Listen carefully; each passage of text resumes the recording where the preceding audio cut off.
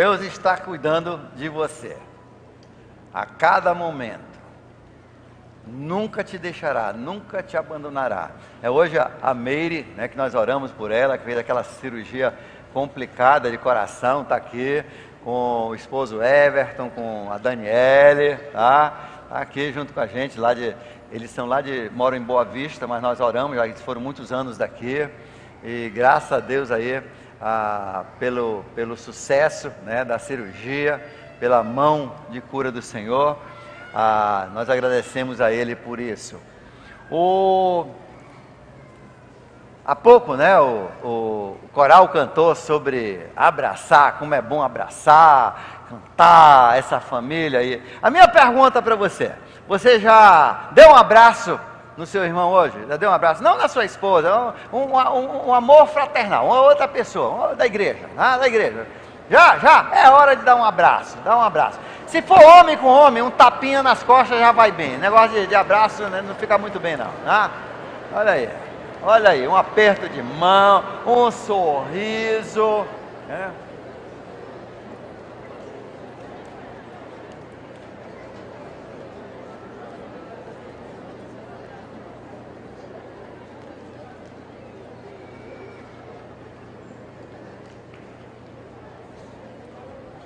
Falar em abraçar, uma vez eu conheci eu e a minha esposa conhecemos um casal de cariocas. Eles eram de uma comunidade evangélica no Rio de Janeiro. Aí eles vieram e estavam procurando uma igreja, e nós levamos para almoçar. Aí no final, a gente conversou um pouco com ele. No final, a gente foi despedir deles, e quando fomos despedir, né, que eu fui dar minha mão, o cara pegou meus dois ombros assim e foi me dar um beijo. Aí quando ele foi chegando perto, aí ele disse: não, é o ósculo santo, nossa comunidade lá, ela instalou o ósculo santo. Eu digo: pois aqui o nosso ósculo santo é assim, né? Ou então tapinha nas costas, negócio de homem se beijar, né? Se bem que na Rússia, uma vez eu fui para a Rússia, muitos anos atrás, fui para a Rússia fazer, inclusive fui fazer um com Deus na Rússia, e lá os mais velhos, o pessoal de 70 anos para cima, eles tinham costume, os homens, não as mulheres, né? Aqui as mulheres se beijam na face, né? Mas os homens lá que se beijavam, os homens. E eles se beijavam e era na boca. Assim, não é um beijo de língua não, só aquele beijo assim que toca assim um pouco, a maioria deles bigodudo, aquele bigodão assim. Cara, aí um velho, na época eu só tinha 40 anos, e um velho de uns 70 anos, lá vem com um bigode, e assim, na época do inverno, né, aquela escoriza do nariz, aquela gripe, sabe? Cara, eu já tinha visto ele assoar o nariz, sabe? Aí lá vem, e muita felicidade. Aí quando ele pega no meu ombro, que eu digo: rapaz, ele vai beijar, aí aquele bigodão chegando mais perto de mim, cada hora, o que eu faço, Senhor Deus? Aí na hora, eu não consegui, virei o rosto, pá! Aí pegou aqui, ele beijou minha orelha, mas, gente, então, aqui na Amazônia, então, baixa um tapinha na costa, né? Eu sempre digo para o pessoal, quando acho que alguém de alguma comunidade aí, do ósculo santo, eu dispenso o beijo, né? Basta a saudação da sua mão. Que Deus abençoe você, que alegre o seu coração. E hoje nós vamos continuar, vamos terminar a nossa série sobre Ruth, que foram dois domingos, né? Semana passada e esse. Vamos falar sobre Ruth. Semana passada, no livro de Ruth, nós aprendemos algumas coisas. Primeiro, que Ruth aconteceu em que época? Ruth viveu em que época? Na época dos Juízes, que é aquela época entre a morte de Josué e o início do reino, que o primeiro rei de Israel foi Saul. E especificamente se imagina que ela viveu durante o juizado, né, durante a liderança do Eude, que foi o líder que libertou Israel da escravidão dos Moabitas. E veio aquela fome em Belém, porque tinham desobedecido a Deus, e Deus é assim que Deus conduzia a coisa, Deus estava dando castigo, e Elimeleque, por ter mais dinheiro do que os outros, pegou e se mandou. Ele disse: não vou ficar apanhando assim não, né? E ele fugiu. Mas nós aprendemos como lição principal semana passada, que não adianta fugir de Deus. Se você é filho, Ele vai te buscar onde você fugiu. Não adianta fugir de Deus. ele vai te pegar, entendeu? Ele vai te pegar. E por quê? Porque a Bíblia diz que Deus disciplina, Hebreus capítulo 12, Deus disciplina aqueles que Ele recebe como filhos. Você não paga nada para ser filho, a não ser receber Jesus. Ele faz toda a obra, toda a despesa, ainda tem o gasto todo é dele. O ar que você respira é dele, a água que você toma é dele, até o dinheiro que você ganha é dele, tudo é dele. Você é um filho mimado, nós somos filhos mimados, e Deus, quando Ele aceita como filho, a Bíblia diz, Ele aceita e Ele vai te disciplinar como um bom pai, Ele vai disciplinar. Lá no céu não tem a lei da Xuxa e do Lula, não, né? Lá não ouviram falar desse negócio de não dar um tapa na bunda do filho, não. Deus, Ele promete, Ele diz, tem mais, e se você estiver errado, você estiver fora dos caminhos de Deus, se você estiver fugindo de Deus, estiver desviado de Deus e não estiver apanhando, você não é filho, você é filho de outro, ele fala, né? E nós não vamos dizer esse nome a ele, ele é filho de outro, fala a Bíblia, né? Então, quando você desvia, adivinha o que vai acontecer? Não precisa ser engenheiro para saber. O que vai acontecer quando você desviar? Vai apanhar, é isso? Então, veja só. Então, o segredo não apanhar. É tipo, quando eu era criança, assim, meu pai estava aqui de manhã, né?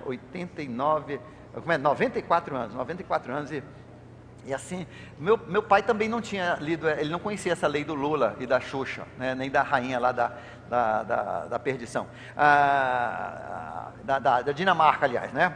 Que veio para o Brasil tentar colocar, foi influência dela, essa lei. E lá as crianças estão que ninguém aguenta mais. Não consegue nem professor para as escolas lá, de tanto de má criação, falta de respeito, ninguém tem mais, as escolas estão um problema lá, ninguém quer ser professor. E ela vem querer piorar a nossa escola, porque a nossa escola já está uma bagunça, ainda você tira a disciplina, agora não tem mais nada, né? Mas de qualquer forma, não tem nada a ver, meu pai não acreditava nessas coisas, nem minha mãe, e era na peia mesmo, era no cinturão, era na chinela. Não, ele não usava chinelo não, era sempre pior, era uma varinha. Meu pai tinha uma varinha assim, era assim, acho que 4 milímetros de largura por 2, por 80 centímetros. Uau, não sei que madeira era, eu acho que era goiabeira, porque aquela madeira não quebrava, sabe? E era assim, eu digo, eu apanhei menos do que eu devia, mas meu pai descobriu uma coisa muito cedo, né? Ele descobriu uma coisa muito cedo. Quando você começa a apanhar, o que você deve fazer? Quantos aqui apanharam? Você apanhou, você chegou a apanhar, olha a maravilha, olha só, uns pais rebeldes contra o Lula e contra a Xuxa, não é isso? Graças a Deus. A Bíblia diz onde a lei do país, ela viola a lei de Deus, que a lei de Deus permaneça e que a lei do Lula e da Xuxa vá para o inferno. É isso? Entendeu? Mete a havaiana na bunda do seu filho vai ser um menino melhor. Tá? Disciplina não é só bater, nós sabemos disso, ensinar, instruir, mas também quando tiver rebeldia, não pense duas vezes, tá? Não pense duas vezes. Salomão, o homem mais sábio, diz, olha, você largou o chinelo, você vai ter um filho mal criado. E vai ser um peso para sua mãe, e você vai consentir com o fracasso e a derrota, e talvez até a morte do seu filho. De qualquer forma, isso aí não é mensagem. Aí eu aprendi rápido que, gente, quando meu pai ou minha mãe começava a bater, qual é o segredo? Qual é o segredo? É se humilhar rápido. Não, mamãe, nunca mais eu faço isso. Eu juro pelo nome do Senhor Jesus Cristo, eu nunca mais vou fazer isso. Ai, mamãe, eu me arrependo em saco e cinza, Senhor. Né? Aí minha mãe, vendo a minha grande penitência, ela deixava de bater. E minha bunda parava de doer. Simplesmente isso. Então minha pergunta para você, a Bíblia diz, Jesus inclusive diz assim, qual é o pai que preza o filho que não vai dar uma surra nele? Deus diz, quem é o pai que preza o filho que não faz isso? Quanto mais o seu Deus, o seu Pai no céu. Então o segredo, sabe o que é? Você está sofrendo, você está levando tapa, porque você está desviado, você está levando uma surra, né? Se humilhe, volta, se arrependa. Quanto mais rápido você voltar, mais rápido a bênção volta também. Noemi finalmente, depois de apanhar, morreram Elimeleque, seus 2 filhos. Depois de todo esse sofrimento, ela voltou, e o que a Bíblia diz? Quando ela chegou em Belém, a terra onde Jesus ia nascer, quando ela voltou para Belém, ela chegou na época da colheita. As suas bênçãos começam quando você volta para Deus, e as bênçãos vão melhorar, e as bênçãos vão crescer, no capítulo 3, no capítulo 4, as suas bênçãos só começam. Deus não vai te abençoar enquanto você estiver desviado. Se você está sendo abençoado, e você não está nos caminhos de Deus, pode contar com uma coisa: se você morrer, você vai para o inferno. A Bíblia diz isso. Deixa eu repetir de novo, para ficar bem claro. A Bíblia diz, não é o pastor Davi que fala não. A Bíblia diz que se você está totalmente fora dos caminhos de Deus, você está vivendo a vida como dá na sua cabeça, e você está sendo abençoado, você está crescendo, você está bem, pode contar, Deus diz, pode contar que você não é filho dele, e no dia do julgamento você vai para o inferno, porque você não é filho.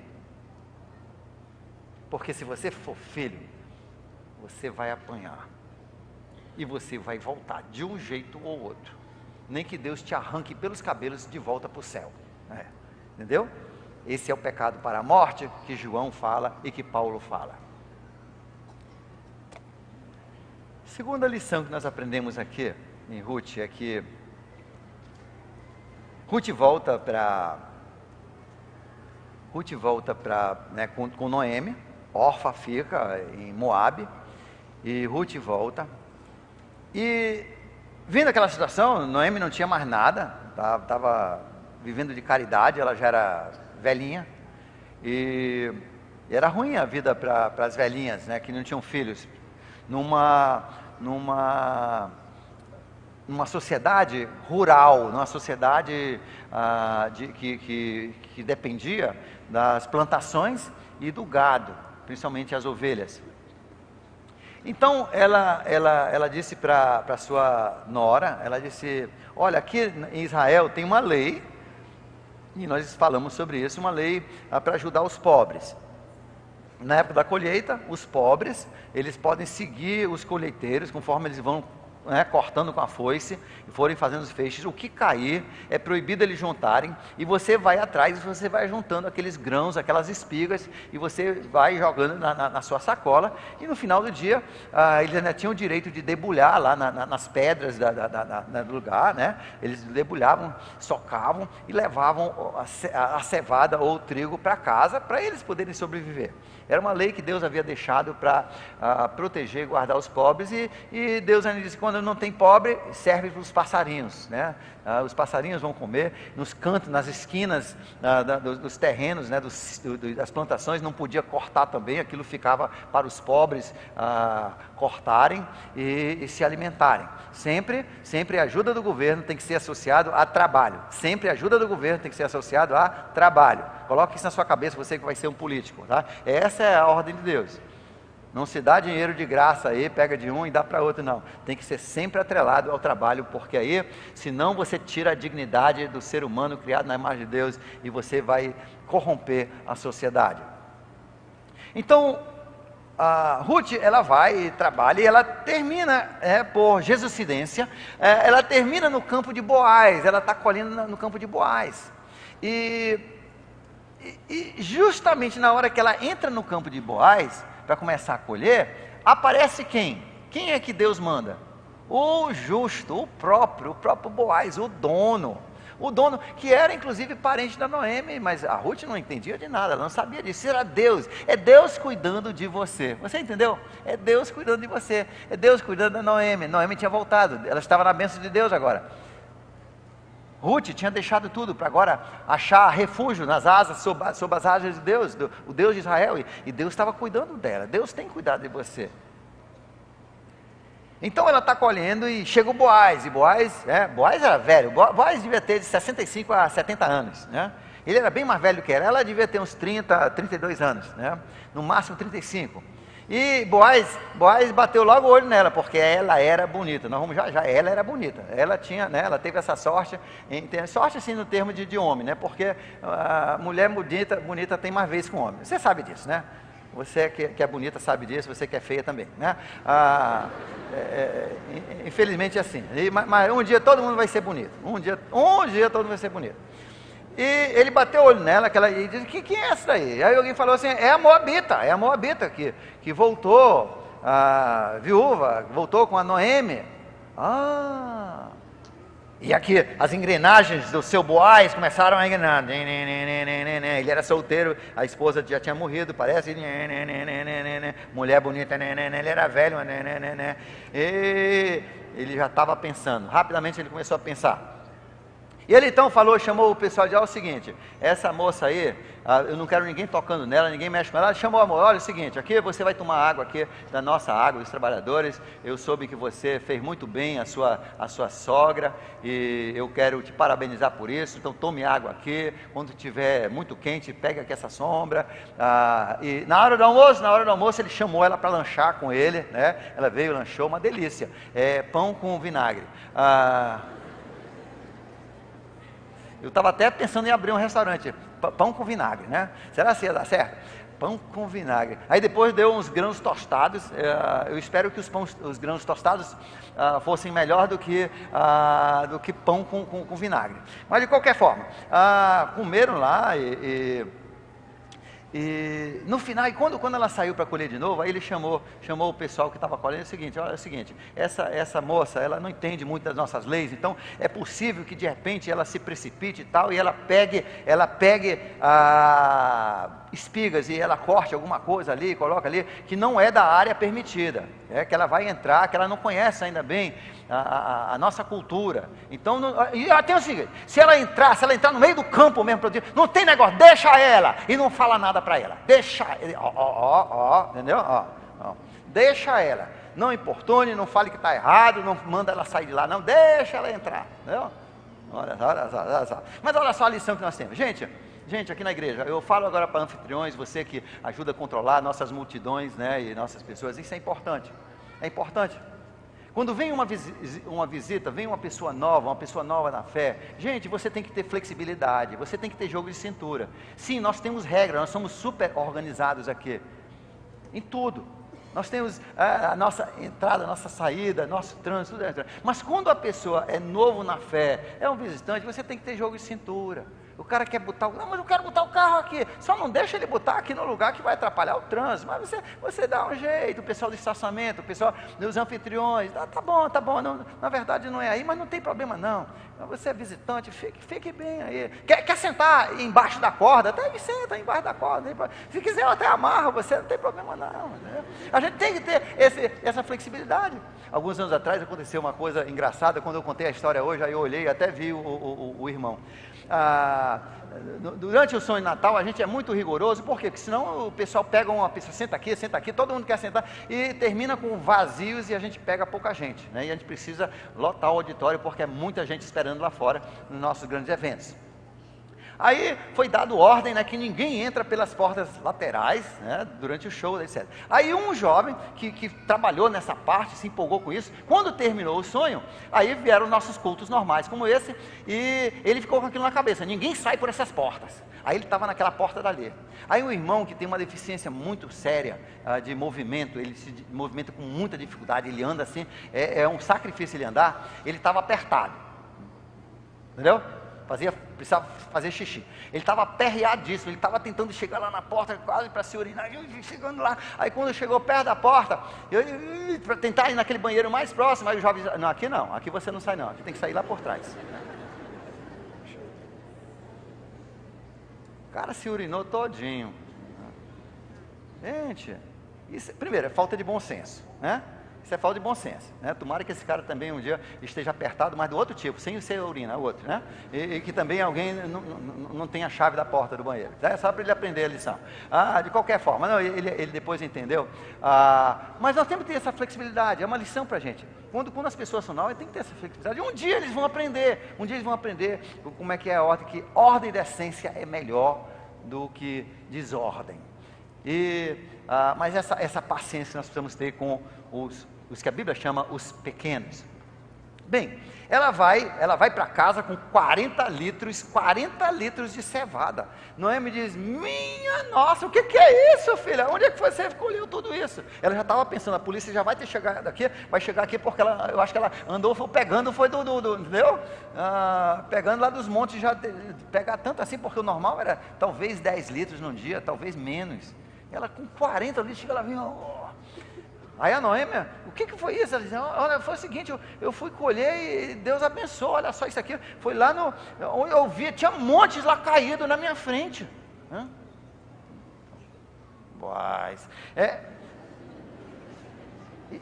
E ela disse: quando eu vi, eu tinha tanto monte que eu fui, voltei, debulhado, ficou 40 litros.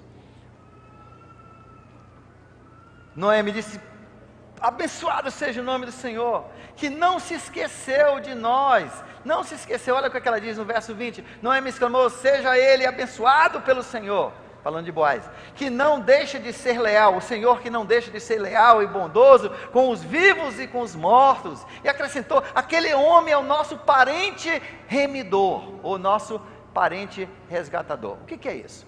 Por que isso é importante? Várias leis que Deus deu a Moisés tinham como finalidade a preservação da nação. E uma dessas era a lei do parente remidor, ou parente resgatador. Mas antes disso, vamos falar de uma outra lei que Deus tinha. Aqui no Brasil, se o cara tem um terreno, tem uma terra de 1000 por 1000, ele tem 4 filhos, ele morre, como é que a lei manda dividir essa terra? Alguém sabe? Você comprou o sítio, nem sabe como é que vai ficar, né? Como é que vai ficar? 50% para a mulher, então 500 por 1000 para a mulher, e o restante para os filhos. Quando a mulher morrer, aí sim, aí eles pegam o resto. Então no final, cada filho vai ter 250 por 250. Aí cada um desses filhos tem mais 4 filhos. São 16 primos ao todo. Aí morrem esses pais, né, e mães. Vai ficar quanto para cada filho agora? Daqui um pouco, na terceira geração, não tem terreno nem para plantar um tomate e ter uma ovelha, não tem mais espaço, não tem mais tomate, você tem que ter área. E era uma cultura, era uma civilização, era uma nação que dependia da criação de ovelhas e de plantação. Então Deus, querendo conservar isso, era o seguinte: não, os terrenos sempre se mantinham grandes, o terreno não diminuía quando era passado de um para o outro. E como é que era? As terras do pai eram passadas para o filho mais velho, e chamava-se a bênção da primogenitura. Você se lembra? Você se lembra de Caim, de Esaú e Jacó? Você se lembra? O que Jacó fez? Ele vendeu, ele comprou por uma sopa vagabunda, ele comprou, porque o Esaú estava com tanta fome, que ele vendeu todas as terras, vendeu toda a herança, por um prato de sopa. Ele deixou a sua fome dominar a sua cabeça, e ele perdeu tudo, e agora as terras todas iam passar para o Jacó. Por isso que ele disse: eu vou matar o Jacó, isso sim, quando o pai morrer, eu vou matar o Jacó também, porque com as terras ele não vai ficar. Mas ele tinha vendido, a herança era dele, era de Jacó agora. E isso, então, era uma lei. E o que acontecia? Então a terra ficava na família, justamente para preservar a sobrevivência, e os irmãos então vinham ajudar a trabalhar aquela terra, e dividiam os lucros. Mas às vezes uma pessoa se apertava, por algum momento, uma doença, uma dificuldade, um erro, uma decisão errada, e de repente aquele terreno precisava ser vendido. Então eles podiam vender o terreno, mas olha só, Deus havia instituído uma lei que a cada 50 anos, todas as terras voltavam para a família original. Era chamado o ano do jubileu, e era um ano fixo, a cada 50 anos acontecia isso. Então quando você vendia um terreno, você vendia em proporção, o preço proporcional a quanto tempo a pessoa ainda ia ter para trabalhar essa terra. Era tipo um lease, né? Não era bem uma venda. Então a pessoa podia fazer esse lease e dependendo, se faltava só 2 anos, aí você ia pagar menos terreno, porque daqui a 2 anos a pessoa, né, ia ter que devolver a terra. Se faltasse ainda 49 anos, aí a pessoa cobrava o olho da cara, porque ia ter 49 anos para trabalhar essa terra. E era assim. Mas Deus tinha uma outra lei, e essa outra lei, Deus usou como um espelho de uma das leis divinas do céu da salvação. É a lei do parente resgatador ou parente remidor. O que era isso?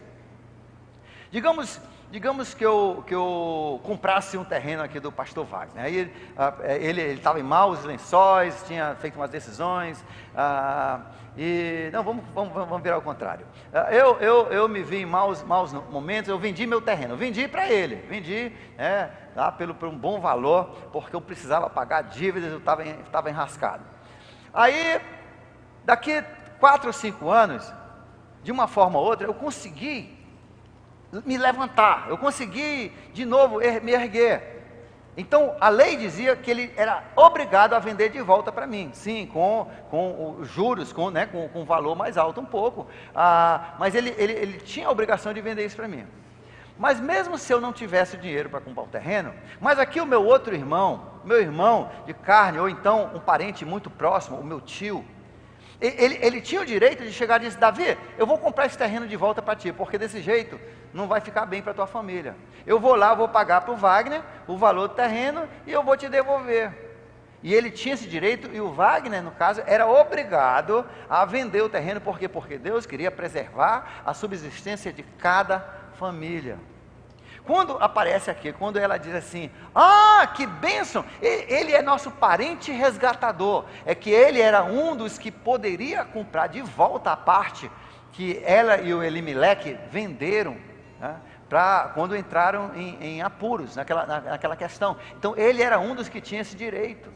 E agora animou o coração da Noemi, porque agora ela ia ter alguém que ia resgatar, ela ia ter terra de novo, ela ia poder ter de novo a ferramenta para se reerguer, pelo menos através da Ruth.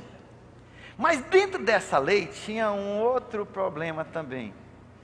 Se fosse de uma viúva, se fosse do homem, comprava e acabou. Se fosse de uma viúva, a pessoa que comprasse de volta o terreno, né, aí tinha que casar com a viúva, para também preservar um filho do original, você entendeu? Para ficar dentro da família, ele tinha que casar com a viúva, era obrigado a casar com a viúva. Boaz sabia de tudo, Boaz entendia de tudo. Você entendeu? Boaz era muito esperto, ele só era velho, mas o cara entendia de tudo. Ele estava de olho na Ruth, desde quando ela apareceu lá no campo, talvez até antes, né? E entramos então no capítulo 3.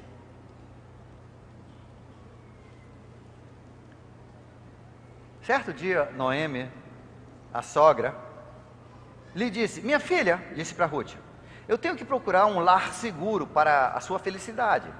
Boaz, agora Noemi está pensando também, não está não? Boaz pensando nesse lado, Noemi pensando nesse lado.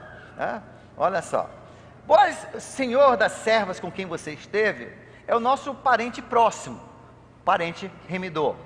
Era um parente próximo, tinha até uma graduação, né? Então, era o nosso parente próximo. Então, hoje à noite, eu vou te ensinar o nosso costume. Quando você vai pedir esse auxílio, quando você vai pedir que essa pessoa compre as terras de volta e se case com você, é feito da seguinte forma: você vai à noite na casa da pessoa, você vai para onde eles estão deitados e você vai e sorrateiramente, você vai e se coloca debaixo de um canto do lençol. Você pega uma partezinha do lençol e coloca por cima da sua mão, da sua cabeça, do seu corpo, você bota só uma pontinha. Quando de manhã a pessoa acordar, ou no meio da noite acordar, a pessoa já sabe que aquele ali, você está fazendo um pedido de resgate. Você está pedindo para aquela pessoa comprar de volta as terras do seu marido, né, que morreu, ou do seu, no caso dela, do sogro que morreu e do marido dela que morreu, e também no caso de ser viúva, olha só, quando é viúva, você também está propondo o casamento, entendeu? não é só o resgate, o casamento também. Aí ela, muito inteligente, Noemi diz: olha, então hoje você vai tomar um banho bonito, vai colocar perfume, não sei onde arranjaram o perfume, mas arranjaram perfume, e você vai, quando for à noite, que já está dormindo, aí você vai lá. Boaz então comeu bastante. Que história romântica, né? Todo mundo queria, tomara que fosse, né? Queria que fosse eu. Aí ela vai lá e Boaz, a Bíblia diz que já tinha comido, estava satisfeito, né? Homem com bucho cheio já é homem satisfeito, sonolento, ainda tinha tomado um vinhozinho também, aí que ele estava satisfeito mesmo, já estava, aí começou a dormir. E naquela época, na época do ano que estavam colhendo, ninguém era besta, o inimigo vinha e eles pegavam o trigo que já estava pronto. Os ladrões pegavam, e principalmente os inimigos, os filisteus eram famosos, os midianitas eram famosos, eles entravam com aqueles grupos, eles entravam, tomavam e corriam. Então as pessoas tinham que dormir ali em cima, os donos das terras tinham que dormir ali, enquanto não vendiam isso, enquanto não ensacavam e vendiam, eles tinham que dormir ali no campo, protegendo, ali com a espingarda na mão. Não tinha espingarda, mas aqui para a nossa modernidade seria, eles tinham uma espada, uma lança, uma funda, algumas pedras, e eles tinham que se defender, o seu trigo, sua cevada, sua riqueza. Então, Boaz estava dormindo a céus abertos, ele estava ali em cima de um monte, ali, ele dormiu em cima daquelas palhas que ficavam, ele dormindo lá, e lá vem ela, e ela pega devagarzinho, ela pega a ponta do lençol, o canto do lençol dele, coloca assim em cima do corpo dela e fica. No meio da noite, né, ele vira assim, e o pé dele chuta nela e, ai, o que é isso? É ladrão. Ele já queria matar a mulher, né? Aí, quem é que está aí? Não, é a Ruth, a Moabita. Agora mudou. O coração dele continua a palpitar com força, mas por outra razão, né? Não mais o medo, mas agora a paixão. E aí ele diz: oxa, que bom, você veio pedir de mim, olha só, agora que nós sabemos que realmente ele era velho, olha só, e que ela era bonita, porque olha o que diz assim, verso 10, Boaz respondeu, né? Aí ela disse assim, eu estendi a tua capa, estenda a tua capa sobre a tua serva, pois tu és o Senhor resgatador, o parente resgatador. E ele respondeu, verso 10, Boaz respondeu: o Senhor te abençoe, minha filha, de novo, né, porque ele era mais velho, né, dava para ser avô dela, não era pai não.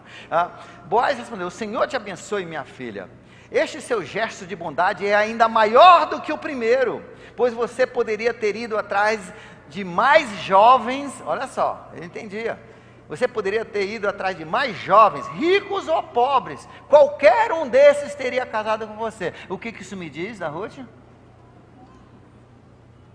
Está raciocinando comigo?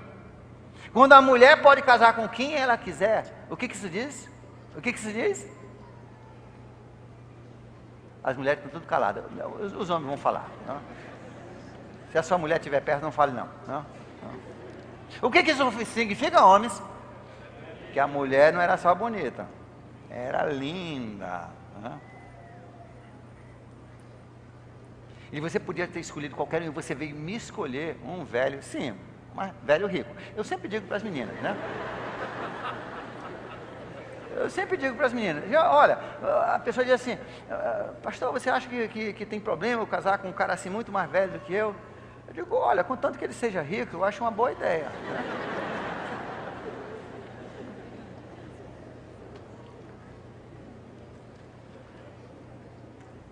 Aí ele, como era um homem de muito respeito, ele disse, olha, é o seguinte, as pessoas não podem ver aqui, vão achar que você é uma prostituta ou alguma coisa, você tem que sair aqui de madrugada, mas olha, antes de sair, pega aqui mais um trigo, botou mais trigo, não, ele também não era besta não, ele tinha que se preservar, ele também botou um monte de trigo lá, uns 10 litros lá na sacola dela, e disse, olha, te manda, e pode deixar de uma coisa, eu vou cuidar disso, e como ele ia cuidar mesmo, né? Aí, quando ela chegou em casa, aí a Noemi, a Noemi não dormiu a noite toda, né? Como é que está sendo? Devia estar em oração. Aí, como é que foi? Ele disse que ele vai cuidar disso. Se ele falou que vai cuidar, ele vai cuidar disso, e o sol não vai se pôr antes dele cuidar, você pode ter certeza. Mas Boaz falou para Ruth, Uma coisa que deixou ela meio nervosa. Ele disse, o problema, eu quero casar contigo, eu quero resgatar a terra, eu tenho dinheiro para resgatar o dinheiro, eu gostei da ideia, amei, mas só tem um problema, tem um que tem direito antes de mim, tem um parente mais próximo do que eu, e se ele quiser resgatar, o direito é dele primeiro, e eu vou ficar na saudade. Noemi disse, pode deixar porque ele vai resolver isso, mas olha, Boaz só era velho, não era burro, né? Ele já sabia que outro parente, tinha uma mulher brava, se ele trouxesse uma menina bonita dessa em casa, ele ia apanhar, ele disse, ia ter problemas com as propriedades, ia ter muitos problemas. Então de manhã cedo ele vai para ele reúne, né? Ele vai para a porta da cidade, o portão da cidade. Qual é a cidade? A cidade que eles moravam, Belém. Ele vai para a porta da cidade. Na porta da cidade era o costume ali que eram resolvidas as coisas. Naquele tempo não tinha governo, então as coisas eram resolvidas por homens de caráter. Então que eles vinham, quando estavam saindo, chamavam assim, olha, senta aí, vocês vão resolver essa causa. Geralmente eram 10 homens que sentavam para ouvir a reclamação de um e de outro, aí ali resolviam, e do jeito que fosse resolvido, então se seguia em frente, entendeu? Era assim que eram resolvidas as questões sociais do povo de Israel. E então ele chegou, sentou no portão, chamou umas 10 pessoas que vinham passando, senta aí irmão, eu tenho uma causa que tenho que apresentar. Aí lá vem o outro parente remidou, o cara que tinha mais direito do que ele. Quando ele passa aqui, é interessante que ele diz assim, ó meu amigo, mas na verdade, na tradução, não é ó meu amigo, ele diz aqui, deixa eu ver, cadê?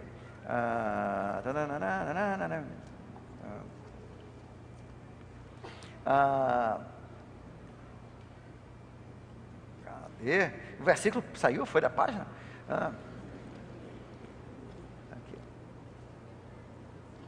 Está aqui. Ele disse, depois disso, veio o resgatador, e ele diz assim, meu amigo, verso 1, que é um verso longo. Meu amigo, mas na verdade, a Bíblia, no hebraico não é meu amigo não, é Senhor fulano.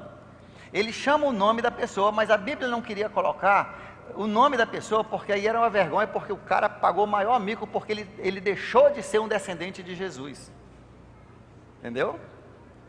Mas Deus tinha esse plano, Deus queria que Boaz tivesse nessa linhagem, Deus tinha um plano. Então aqui só coloca, o Senhor fulano, sente aqui, ele não dá o nome, e certamente ele sabia o nome, que ele sabia tudo, era provavelmente o irmão dele, né? Sente aqui.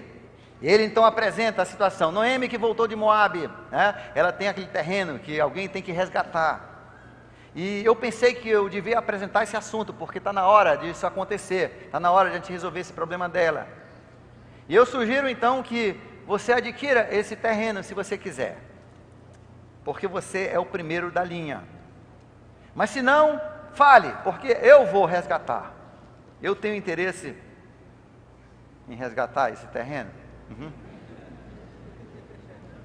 Pois ninguém tem esse direito a não ser você e eu, e você primeiro, e o outro, para a infelicidade, né?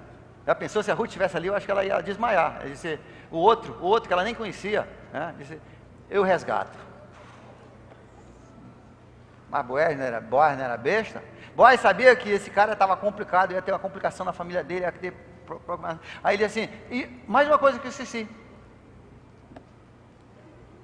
a Noemi já tem muita idade, ela não pode ter mais filhos, então não é com a Noemi que você vai levar para casa, não é com a Noemi que você vai casar, você tem que casar com a jovem moabita. Aí o cara, epa, aí não, aí complicou, e disse, então eu não quero casar. Aí ele disse, então deixa que eu vou resgatar esse terreno, tá? Cadê? Tem um sapato fácil de tirar? Tá ali. Tira a sua sandália. Joga aqui para mim. Pronto. Pode jogar. Para mim. Pronto. Aí outro costume engraçado. Não tinha cartório. Então como é que era registrado? Quando se fazia um negócio, a pessoa que então abdicou daquele direito, ou vendeu aquele terreno, vendeu o direito, ele tinha que dar o sapato dele, né? E era chamado de sapatado, o dessapatado, né? o desse sapato. Ele tinha que dar, aí o cara ia lá no terreno e colocava lá o sapato do cara. Isso aqui é, ó, se ele um dia reclamasse, olha, tu me enganou, tá aqui, ó, de quem é esse sapato? Não é teu? Não. Isso aqui era a prova, isso aqui era o carimbo, era a prova do contrato que havia sido feito. Então, ele foi, o outro deu o sapato para ele, deixou com ele, e os 10 que estavam ali ficaram muito felizes. Eles conheciam Boaz, e eles então abençoaram Boaz, e Boaz então casou-se com Ruth. A tradição judaica diz que ele morreu no dia seguinte ao casamento, mas que não deixou ela sem filho. Olha só, coitado, né? Esse é o perigo de um velho casar com uma menina muito nova, né?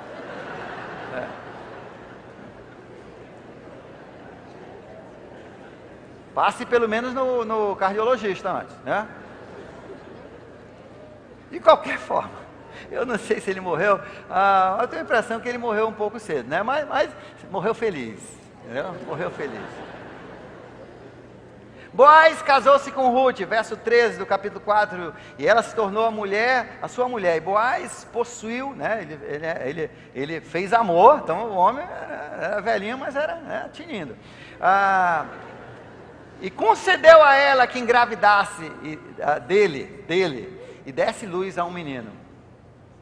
E Noemi, então, ela adotou essa criança como a sua própria criança, né? Disse, esse aqui é o meu filho, e ela foi ajudar a Ruth a criar. E no final, esse menino se chamou Obed, que significa adorador, Obed, né? E Obed é o pai de Jessé, e Jessé é o pai de Davi, que é o nome da linhagem de Jesus Cristo. Ou seja, Ruth e Boaz foram os bisavós do rei Davi. E é por isso que a história dela está aqui nas Escrituras, entre a história dos juízes e 1 Samuel, onde vai ser instaurado o reino.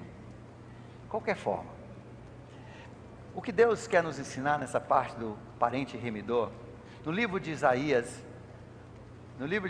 capítulo 54, verso 4 a 8, diz que Deus é o nosso parente remidor, Ele é o nosso resgatador. É por isso que Jesus, ele teve que deixar a sua glória.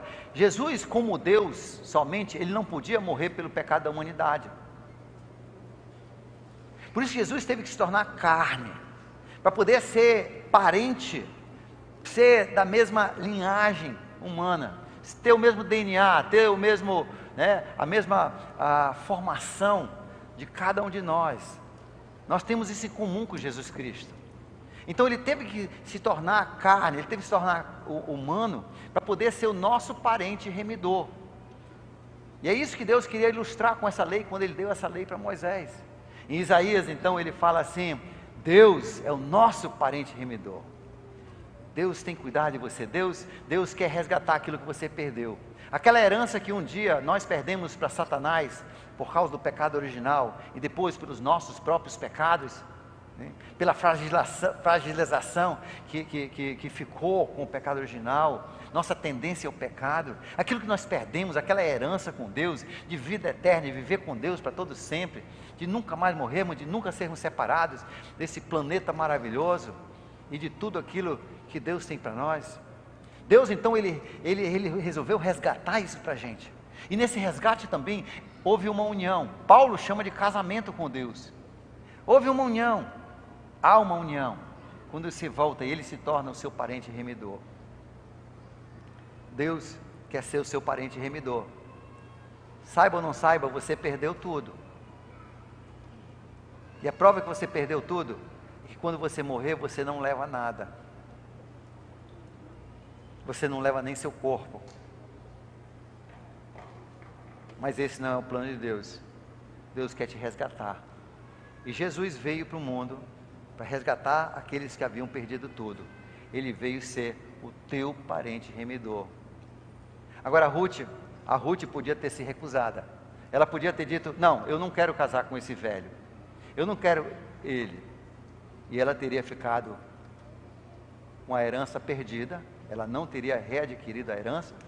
E nunca ela teria entrado na descendência de Jesus, através da linhagem de Davi.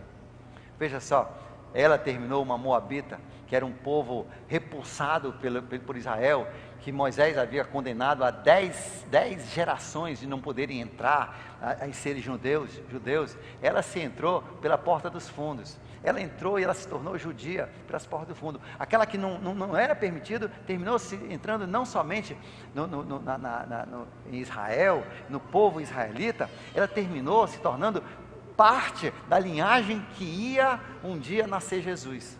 Da onde ia nascer Jesus. Então, hoje, Deus quer ser seu parente resgatador. E quando Ele te resgatar, acontece algo também fantástico. Você se torna filho dele. Você entra na mesma linhagem de Jesus, só que depois de Jesus, não antes.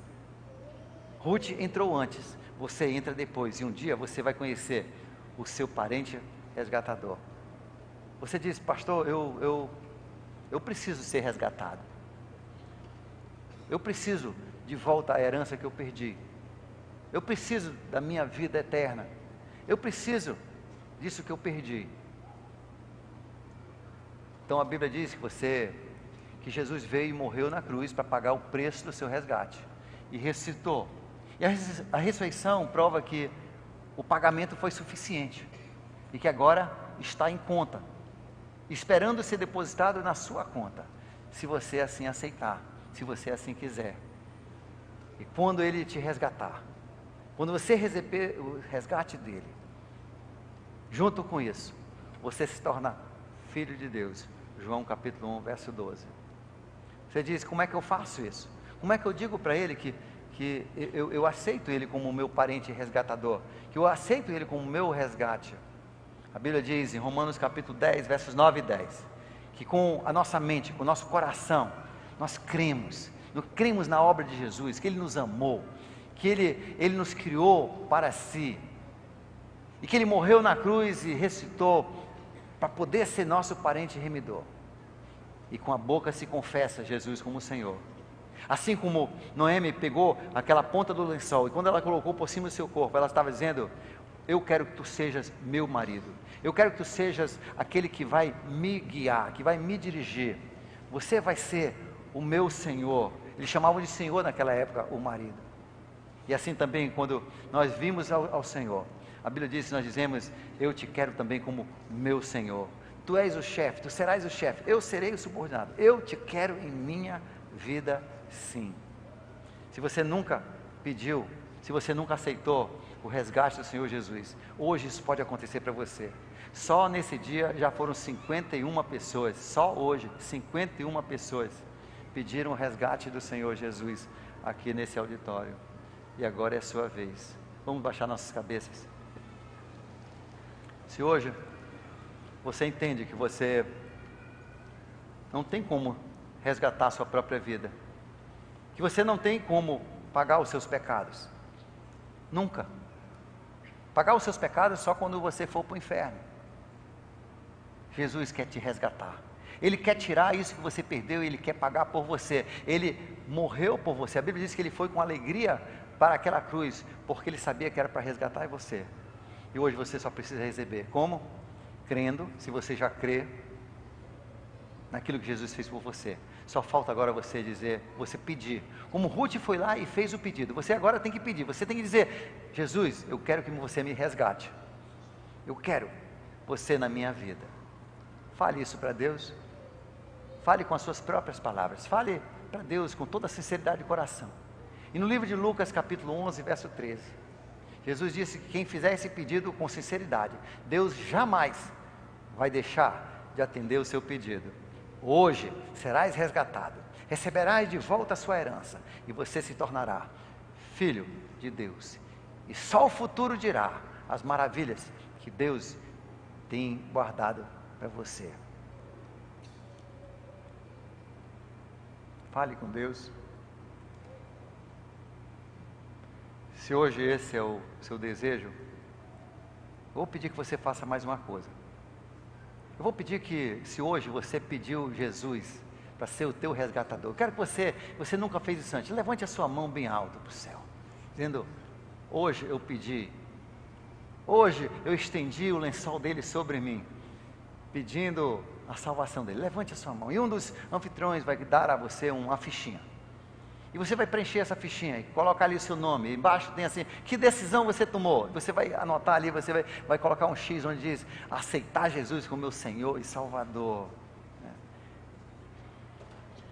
Coloque a data de hoje. Se você colocar o seu celular também, tá? Nós vamos ligar para você e vamos ajudar você, tá? Nessa caminhada agora com Jesus como o teu resgatador. Você vai ser acompanhado de muitas outras pessoas que Jesus resgatou. A sua vida vai mudar, as coisas vão melhorar, a sua bênção só começou quando você tomou essa decisão. Se é esse o seu desejo, levante sua mão, pega uma dessas fichinhas, preencha, porque Jesus termina de te resgatar. Você termina, a Bíblia diz, de se tornar filho de Deus, porque você recebeu a proposta do parente resgatador, o Senhor Jesus Cristo.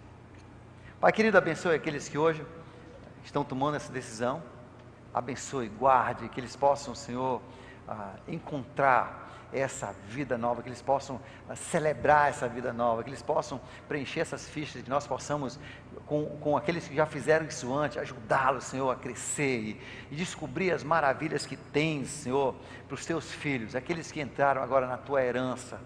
Pai, abençoe cada um aqui, que nossa semana seja uma semana abençoada, porque fomos resgatados pelo nosso parente remidor, o Senhor Jesus Cristo. É no teu nome que te pedimos, te agradecemos, te louvamos, pedimos uma boa semana e um translado para as nossas casas com toda a paz e segurança, em nome de Jesus, amém. Que Deus lhe abençoe.